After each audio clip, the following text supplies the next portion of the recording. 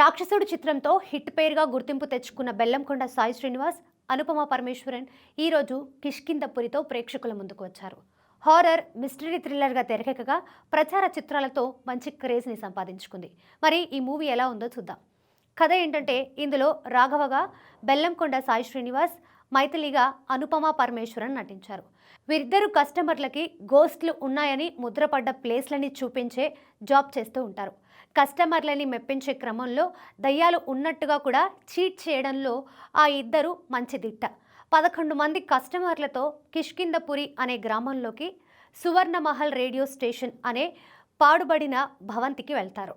80వ దశకానికి చెందిన ఆ భవంతిలోకి విశ్రవణ్ పుత్ర ఆత్మ ప్రవేశించి వెళ్ళిన వాళ్ళందరినీ ఒక్కొక్కరిగా చంపుతూ ఉంటుంది. విశ్రవణ్ పుత్ర ఎందుకు వాళ్ళందరినీ చంపుతున్నాడు? వెళ్ళిన 11 మందిలో ఎంతమంది చనిపోయారు? రాఘవ ఎంతమందిని కాపాడాడు? విశ్రవణ్ పుత్ర గతమేంటి? సువర్ణమహల్లో ఎందుకున్నాడు? రాఘవ, మైథిలీలు విశ్రవణ్ విషయంలో ఏం చేశారు అనేదే ఈ చిత్రకథ. ఎనాలిసిస్ విషయానికి వస్తే, కథని లైన్గా చెప్పుకుంటూ బాగానే ఉంది, కానీ సిల్వర్ స్క్రీన్ పైకి వచ్చేసరికి సరైన కథనాలు, డైలాగులు లేకపోవడంతో కిష్కింధపురి మెప్పించలేకపోయింది. ఈ కథకి కావాల్సినంత ఎంటర్టైన్మెంట్ని సృష్టించవచ్చు, కానీ మేకర్స్ ఆ దిశగా ఆలోచించలేదు. డైలాగులు కూడా సన్నివేశాలకి, క్యారెక్టర్స్కి తగ్గట్టుగా లేవు.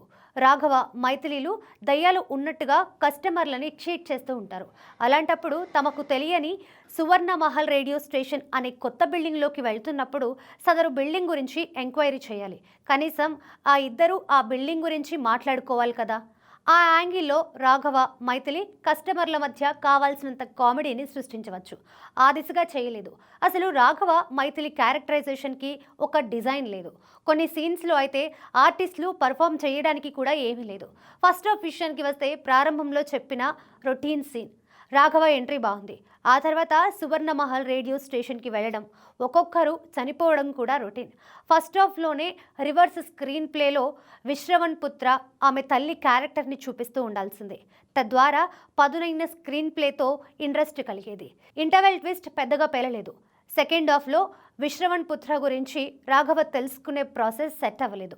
కాకపోతే విశ్రవణ్ పుత్ర క్యారెక్టర్ డిజైన్ బాగుంది. తల్లి లేకున్నా తల్లి ఉందని ఊహించుకునే సస్పెన్స్తో పాటు ఫ్లాష్ బ్యాక్ పర్వాలేదు.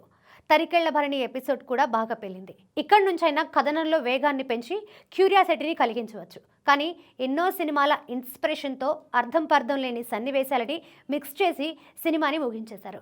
పెద్దగా భయపెట్టింది కూడా ఏమీ లేదు. ఫైనల్గా చెప్పాలంటే, కథ లైన్ బాగానే ఉన్నా కథకి తగ్గ కథనం లేకపోవడం, నటీనటుల్ని సరిగ్గా ఉపయోగించుకోకపోవడం మైనస్ అని చెప్పొచ్చు.